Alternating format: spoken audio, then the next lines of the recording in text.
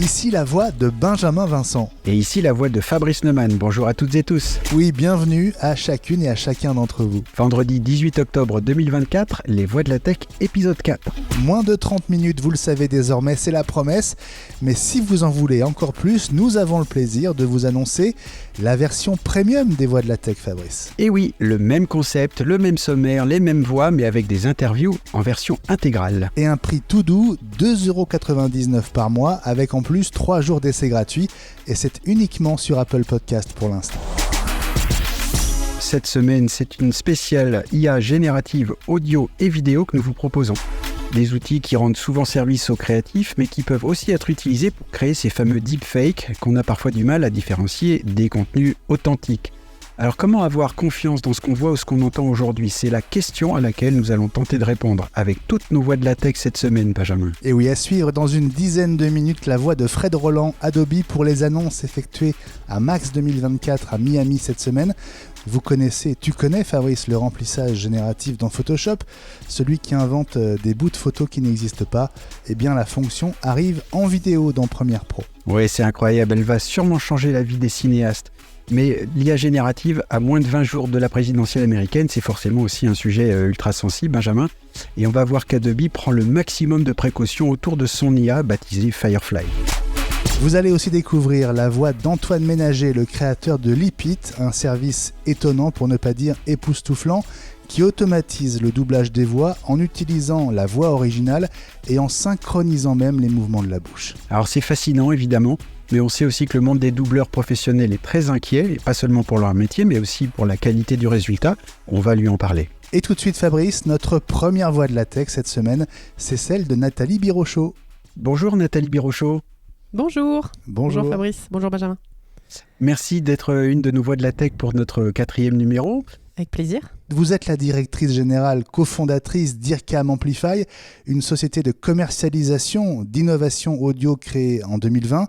Alors autant le dire tout de suite, c'est une société directement issue du célèbre IRCAM, l'Institut de recherche et coordination acoustique musique, créé en 1970 par le compositeur Pierre Boulez. Alors vous le savez, cet épisode est consacré à l'intelligence artificielle générative et notamment aux moyens de se protéger des deepfakes audio et vidéo. Alors ça tombe bien, puisque IRCAM Amplify vient d'annoncer un nouvel outil justement de détection de fakes vocaux, après avoir proposé un outil de détection de fakes musicaux. Et pour illustrer ça, on va d'abord écouter un extrait audio et vidéo. C'est un extrait qui a été republié par le célèbre youtubeur MKBHD, un spécialiste des tests de produits tech, qui nous alerte que la voix qu'on va y entendre n'est pas la sienne. Pourtant, elle semble bien proche. On écoute. Okay, so this is the new metal card from Dot. I've heard a lot of great things about them, so let's just get right into it. So the tech in this is pretty legit. It uses NFC technology and stainless steel to make networking seamless and more efficient. All you do is tap the digital business card to your phone and it... Alors voilà, c'est juste un extrait. Pour ceux qui n'ont pas vu la vidéo, on va juste expliquer qu'on voit à l'image un smartphone et puis une main qui présente deux cartes, format carte de crédit, et qui présente un service de carte de paiement qu'on peut lier à son smartphone. Alors, quand on connaît un peu MKBHD, on sait que ce n'est pas sa voix vraiment, elle les ressemble beaucoup. On sait que ce ne sont pas ses mains, parce qu'on voit les mains d'un homme blanc et lui, c'est un homme noir. Mais comment fait-on pour s'assurer de ne pas tomber dans le panneau ? Et c'est là, je pense que les outils que vous proposez peuvent rentrer dans le jeu. C'est un très bon exemple. Donc là, on est sur un usage grand public, réseaux sociaux, donc transparence par rapport à un consommateur. Effectivement, à quel moment on pourrait avoir un indicateur sur un écran ou autre matériel de consommation de contenu. Voilà, un indicateur qui dirait voix fabriquée ou attention IA, ce genre de choses. C'est ça. C'est vrai qu'aujourd'hui ça devient possible, il y a des technologies qui sont mises sur le marché. Nous on vient de lancer le détecteur de speech, de voix parlée générée par IA. On a capitalisé sur ce qu'on avait pu faire dans la musique depuis une petite année sur la détection de musique générée par IA. On a vraiment eu une très belle réception par le marché et on peut on est fier, même si on est une petite équipe et que c'est pas de la prétention, mais on a été benchmarké par des grosses sociétés américaines, des majors, par rapport à toutes les solutions, etc., ils font des benchmarks tout le temps avec les solutions qui existent sur le marché. Et c'est vrai qu'on est c'est la beauté, la puissance des ingénieurs et des talents techniques français.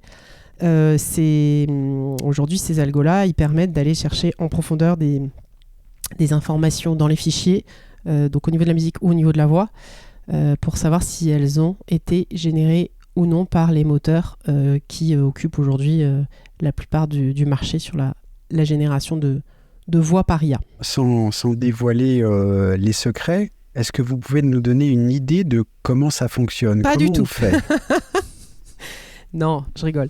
En fait, premièrement, on les connaît, les moteurs qui génèrent soit la musique, soit la voix. 90-95% du marché est occupé par une dizaine d'acteurs. Donc déjà, on trouve beaucoup d'informations en allant regarder comment eux-mêmes produisent de l'audio. Et deuxièmement, en fait, que grâce à l'IRCAM, grâce à ce savoir-faire exceptionnel sur le son, dans son, je mets voix et musique, il y a une connaissance très profonde du son et d'analyse de son qui permet d'aller chercher ce qu'on appelle des descripteurs, ce qu'on appelle des artefacts dans la musique ou dans la voix, qui sont des défauts, on va dire, mais qui sont inaudibles à l'oreille humaine. Ou des patterns, des choses qui se répètent. Vous avez quand même remarqué qu'il y a, un peu comme pour l'image, il y a quand même une patte un peu de l'IA. On a un cerveau qui est encore plus puissant que les machines pour le moment. L'oreille humaine est aussi un outil très très puissant, donc on entend. Donc tout ça mélangé ensemble donne notre algorithme. On sait par exemple une journaliste américaine qui s'appelle Joanna Stern, qui travaille pour le Washington Post si je ne m'abuse, ou le Wall Street Journal plutôt, a fait la démonstration qu'en utilisant une voix générée par intelligence artificielle, elle avait été capable de se faire passer pour elle. Donc dans ce cas-là, effectivement, c'était bien sûr elle, mais auprès par exemple de répondeurs automatiques. Et pour aussi aller, rentrer dans son compte bancaire. Parce que sa banque demandait une signature vocale et la voix générée suffisait. Alors, c'est terrible. Mais alors, c'est clair vous dites vous-même que c'est terrible. Alors, qu'est-ce qu'on peut faire ? Est-ce que malgré les outils que vous venez de sortir, on peut rien faire ? Ces outils-là vont détecter ça de manière très puissante, parce qu'il y a 98,5% de taux de confiance dans ce qu'on détecte. Donc, c'est des très très hauts scores. Et puis le modèle s'améliore chaque semaine avec tous les retours qu'on a et les datas qu'on peut collecter. Et on sait que ça va aller vite parce que ceux qui ont le business qui permet de générer ces voix-là ont plutôt intérêt à ne pas être détectés si leur enjeu est de disséminer le plus possible ces voix fabriquées. Après, on espère qu'il y a un monde où tout ça pourra vivre ensemble. Ça passera probablement par des réglementations aussi. Et il va y avoir des équipements assez évidents pour les banques notamment.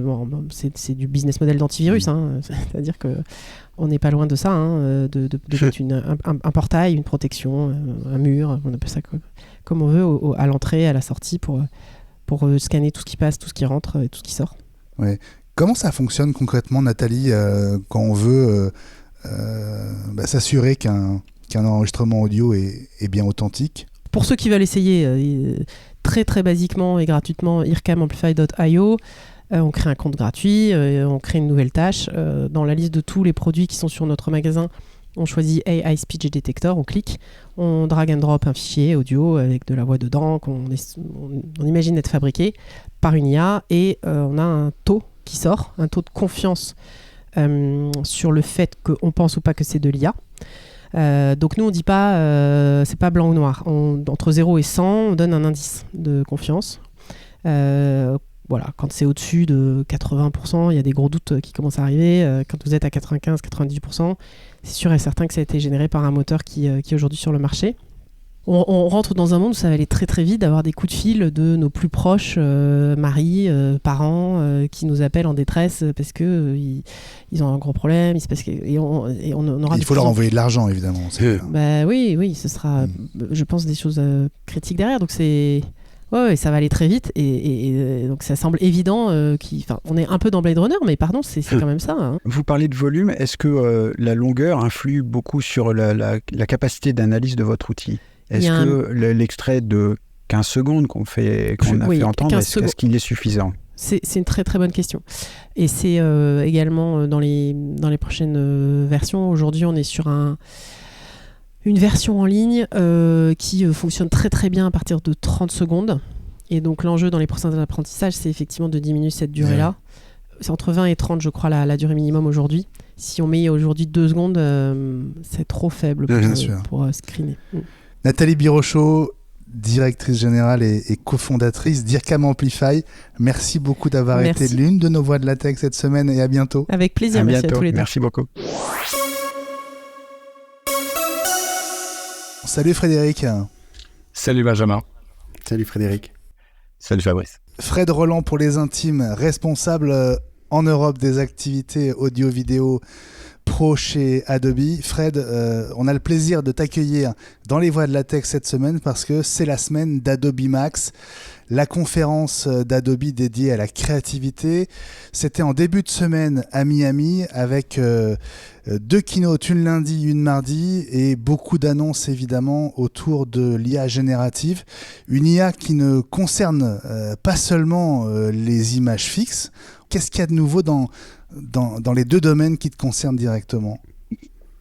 Une grosse activité effectivement qui s'articule beaucoup autour de la vidéo. Donc ça c'est un sujet, on voit que la vidéo est un médium qui intéresse, qui grossit et la demande en termes de fonctionnalité s'incrémente au fil du temps. Et effectivement la grosse annonce c'est de la solution, en fait la mise à disposition des modèles Firefly pour la vidéo. Donc ça c'est sous différentes formes, à la fois dans les interfaces web mais aussi dans Premiere Pro. Et c'est ce qui est un peu le côté singulier de l'approche d'Adobe, c'est d'avoir à la fois des modèles qu'on espère qui puissent séduire nos utilisateurs, mais aussi la capacité à les intégrer dans les outils qu'ils utilisent tous les jours pour en faire des vrais usages. Dans Premiere Pro, donc votre logiciel de montage vidéo, on va pouvoir utiliser l'IA générative. Alors d'une manière un peu particulière, on ne pourra pas créer de la vidéo de toute pièce, mais on pourra gratter quelques secondes d'image quand les plans sont trop courts notamment. Est-ce que tu peux nous expliquer l'intérêt, dans quel type de situation ça peut servir ? Tout simplement sur des montages ou des montages sur la musique. Souvent, on va monter de l'image sur un rythme et on va se rendre compte qu'un plan est trop court de quelques secondes par rapport au rythme. Et donc là, la question, les monteurs souvent vont aller chercher un plan d'illustration où ils n'ont pas le plan qui convient. Donc là, on voit dans l'exemple qu'on a montré à Max, qui est très, très parlant, le fait de pouvoir rallonger son plan, incluant l'audio, si besoin. Donc dans ce cas-là, si on a une musique derrière, on n'a pas besoin de l'audio, mais on va pouvoir rallonger son plan et Firefly va être instancié pour pouvoir recréer ces quelques images dans la résolution de la séquence de l'utilisateur. Donc ça, c'est des cas d'usage très intéressants. L'exemple à Max, c'était deux skateurs qui sont filmés de profil. C'est un travelling avec des skateurs qui font du skate un peu urbain, qui passent au-dessus d'obstacles. Et effectivement, il manque 2 secondes de vidéo pour aller jusqu'au plan suivant. Et donc simplement en tirant le bord du clip dans la timeline de Premiere, en fait en quelques instants, l'IA générative va prolonger le parcours des skateurs. Absolument. Une image qui n'a pas été filmée, c'est vraiment de la création pour le coup. Exactement, on recrée du pixel sur les pixels existants, ou alors sur la fin d'un plan, vous avez, comme souvent, vous tournez avec une caméra et puis vous sortez du cadre parce que vous avez appuyé sur le bouton stop trop tard. Donc ça, c'est de la sortie de cadre que vous voulez retirer pour avoir un fondu, pour pouvoir assurer une transition vers le plan suivant. Donc les cas d'usage vont être variés. On est vraiment au début de l'intégration des modèles d'IA générative Firefly pour la vidéo dans ce cas-là. Mais effectivement, on a déjà un retour qui est très, très favorable. Et effectivement, la question, c'est de se dire, on ne génère pas de nouvelles images. On ne va pas créer quelque chose de nouveau. On ne va pas enfreindre. Donc là, on est vraiment sur du calcul pur sur l'image que vous fournissez à Firefly. En quoi vous vous différenciez de Meta et de ceux qui ont sorti leur solution un tout petit peu avant vous ? Effectivement, il y a eu énormément de modèles qui ont été créés sur la vidéo. Effectivement, des choses qui sont incroyable, il n'y a rien à dire. Et donc, effectivement, nous, on est sur ce positionnement-là d'arriver à cette richesse en termes de modèles et de qualité, mais avec un point qui est unique sur Firefly, c'est le fait que tous les modèles sont basés sur des contenus dont on a les droits, ce qui nous permet de garantir à nos clients l'usage commercial libre. Donc, ce qui est un point essentiel, parce qu'effectivement, dans cette course à l'armement, dans cette innovation technologique qui dépasse l'entendement, la question, on revient aux fondamentaux, à la notion éthique, à la notion effectivement de la capacité à pouvoir utiliser ces modèles-là librement. Alors donc on a bien compris que Adobe utilisait des contenus dont il avait le droit d'utilisation pour que justement on puisse nous-mêmes utilisateurs l'utiliser. Il y a aussi autre chose qu'Adobe met en avant, c'est ce qu'on appelle le Content Credential, une sorte de label numérique pour permettre justement de reconnaître un contenu et s'assurer de sa propriété. Est-ce que ça s'applique déjà à ce nouvel outil de création de vidéos ? Tout à fait. En fait, effectivement, une grosse partie de l'innovation, c'est aussi la manière dont on protège nos utilisateurs grâce à ces initiatives qu'Adobe a créées en 2019 avec le New York Times et ex-Twitter, qui avaient pour but de lutter contre les fake news, c'est-à-dire de pouvoir vérifier la provenance d'un contenu lorsqu'un consommateur puisse voir si l'image a été modifiée. On se souvient tous de l'image du pape, etc. en doudoune. Et voilà. Donc on a été à l'initiative de ce projet-là. Aujourd'hui, c'est plus de 3700 membres qui nous ont rejoints pour pouvoir donner effectivement ce label nutritif qu'on appelle les Content Credentials, de manière à ce que le consommateur puisse connaître la provenance et connaître en toute transparence si le contenu a été généré par l'homme ou par l'IA générative. C'est des informations qui sont dans l'image encryptée, c'est-à-dire que si vous faites même une capture avec votre téléphone, vous allez avoir cette information qui reste persistante. Ouais, bon, il t'a pas échappé, Fred, qu'on est à moins d'un mois des élections présidentielles américaines. Quel rôle joue le contexte, justement, dans la sortie de ces outils pour vous et dans votre réflexion ? Déjà, le positionnement de Firefly, c'est vraiment quelque chose qu'on met à la disposition des créateurs pour pouvoir augmenter leur créativité. Et on a montré à Duramax plusieurs cas d'usage et c'est ce qui stimule Adobe depuis sa création, d'accompagner les créateurs à trouver plus d'inspiration pour pouvoir créer des choses encore plus folles. Par rapport à ça, et c'est effectivement, quand on présente ce genre de technologie, on ne peut pas la découpler de la notion de content credentials, de protection des droits d'auteur, de protection des contenus. Donc finalement, sur ce sujet-là, Adobe a une position très précise. Maintenant, effectivement, il y a énormément de technologies, comme tu l'évoquais, qui sont sur le marché. Aujourd'hui, il y a un peu le buzz qui fait que les gens font des choses sans trop peut-être savoir ce qu'ils font avec. On espère qu'effectivement, on vit dans un monde meilleur où effectivement tous les players des outils, des plateformes de contenu comme CNN, et si on prend l'exemple des informations américaines, proposeront aux consommateurs la capacité à lire ces content credentials et faire en sorte que quand on regarde un contenu sur CNN, on est sûr que les contenus soient libres d'usage, etc. Donc c'est toute une influence sur tout l'écosystème qu'on est en train de mener. Effectivement, ça ne va pas se passer du jour au lendemain, mais je pense que ça va ramener aux créateurs la capacité à valider que l'information qu'ils véhiculent, que le contenu qu'ils créent, soit tout simplement cette transparence puisse être validée par leur audience. Là où aujourd'hui, on regarde tout et n'importe quoi sur les réseaux sociaux, et ça va revenir à la question de comment faire confiance à ces outils-là. Je crois que cette année, on est plus de 2 milliards d'êtres humains sur Terre à voter. Donc on sait tous qu'il y a une influence majeure liée aux réseaux sociaux, liée à des contenus qui pourraient être faux. Et donc ça va peut-être pas se faire sur ces élections-là, mais on espère que les prochaines et celles à venir soient dotées de ce genre de technologie. Bon, c'est important. Merci beaucoup Fred Roland d'avoir été notre invité cette semaine dans Les Voix de la Tech et à bientôt. Merci beaucoup. À bientôt, Fred Roland. À bientôt. Bonjour Antoine Ménager. Bonjour. Bonjour Antoine, entrepreneur, ingénieur, 26 ans, créateur de Lipit, cette application de doublage automatique. Peut-être que tu peux la définir, la présenter toi-même, parce que elle est tellement impressionnante que je ne sais pas par quel bout la prendre. C'est en effet assez complexe en fait, mais on peut résumer ça en une phrase très simple. On prend une vidéo ou un audio dans n'importe quelle langue et on le transforme dans n'importe quelle autre langue pour pouvoir le rendre accessible à d'autres personnes, à de nouvelles audiences, et rendre enfin son audience réellement internationale et pas avec du doublage approximatif.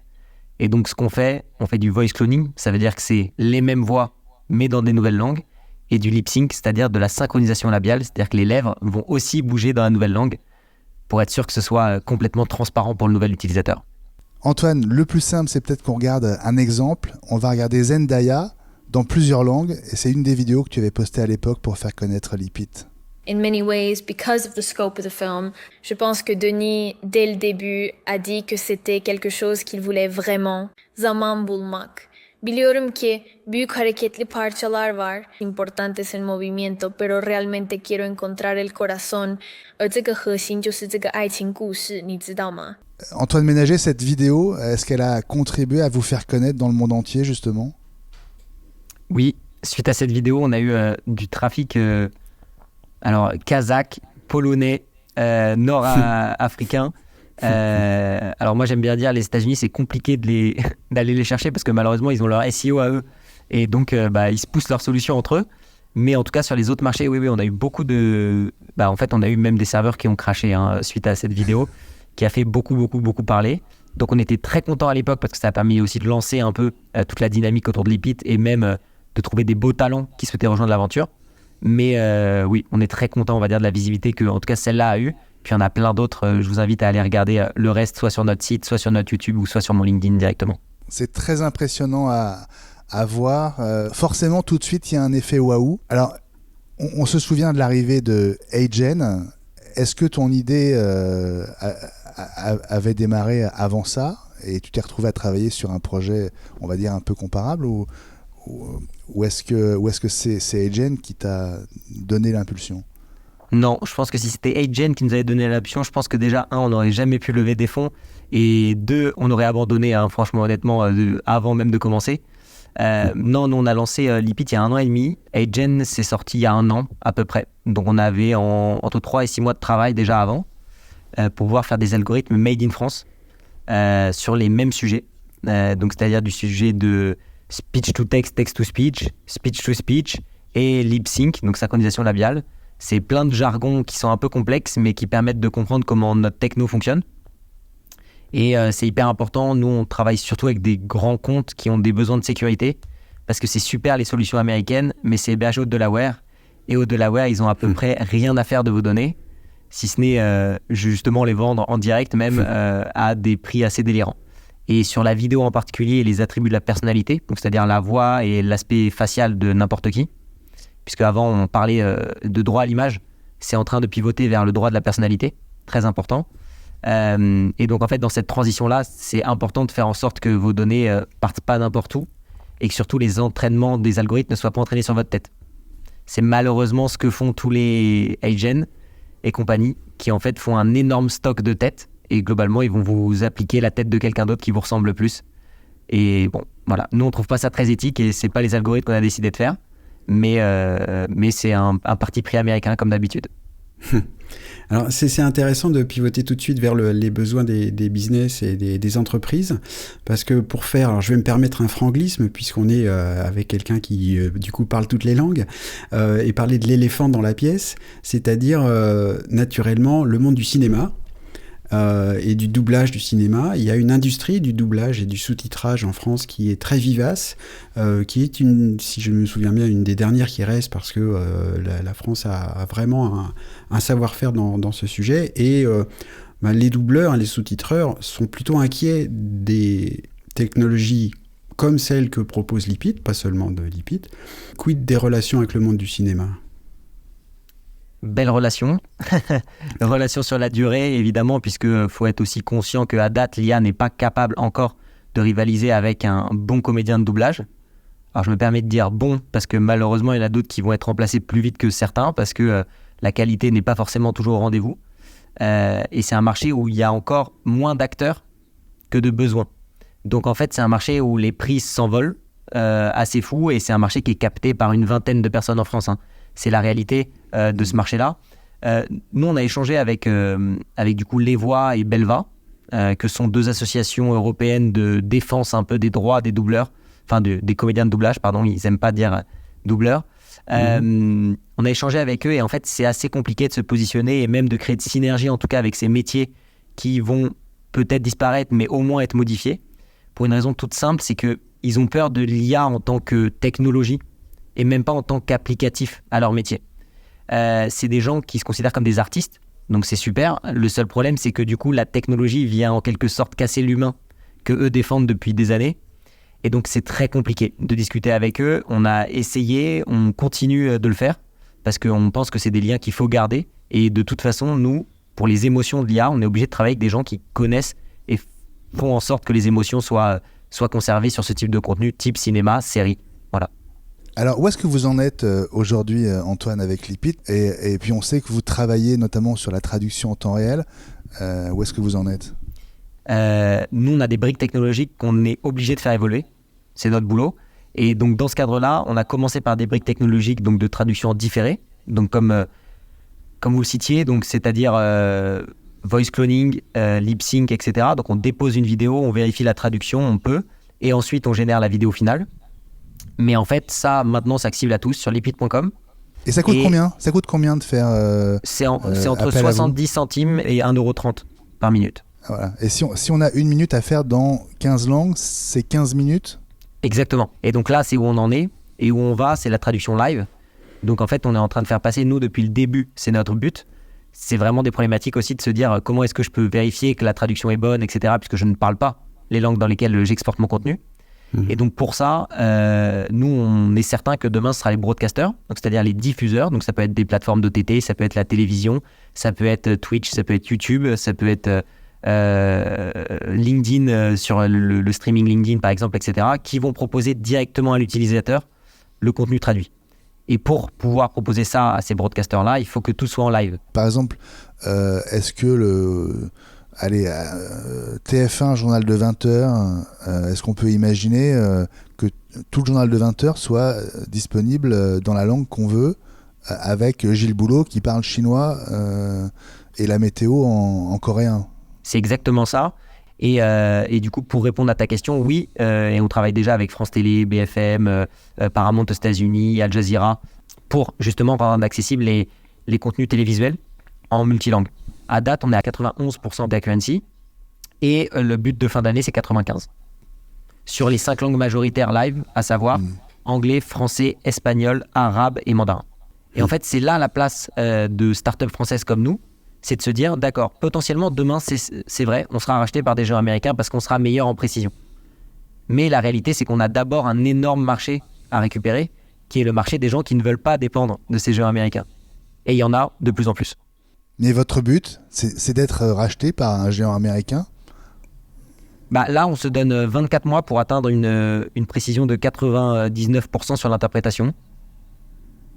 Donc j'ai envie de dire, à voir si les autres arrivent à faire pareil en 24 mois. Bon, bravo en tout cas. Et merci d'avoir été une de nos voix de la tech cette semaine, Antoine. Merci Benjamin, Antoine. merci Fabrice. Plein de succès à Lipit et à bientôt dans les voix de la tech. Les voix de la tech épisode 4, c'est fini. Merci à nos voix de la semaine. Nathalie Birochot, d'IRCAM Amplify. Fred Roland, Adobe et Antoine Ménager, Lipit. Sans oublier la fausse voix de l'influenceur tech américain MKBHD. On vous donne rendez-vous dès vendredi prochain, le 25 octobre, pour le retour des voix de la tech. D'ici là, suivez les voix de la tech sur X, LinkedIn, Facebook, Instagram et YouTube, et aussi sur le site lesvoixdelatech.com où vous trouvez tous les liens pour vous abonner au podcast. Sur Apple Podcast, les avis qui donnent envie et les notes 5 étoiles n'attendent que vous, afin que vous soyez encore plus nombreux à nous écouter. Et si 30 minutes c'est trop court, on vous rappelle que la version premium intégrale est désormais disponible sur Apple Podcast pour le prix incroyable de 2,99€ par mois. Alors abonnez-vous. Abonnez-vous. Salut à toutes et tous. Ciao à tutti et à vendredi prochain.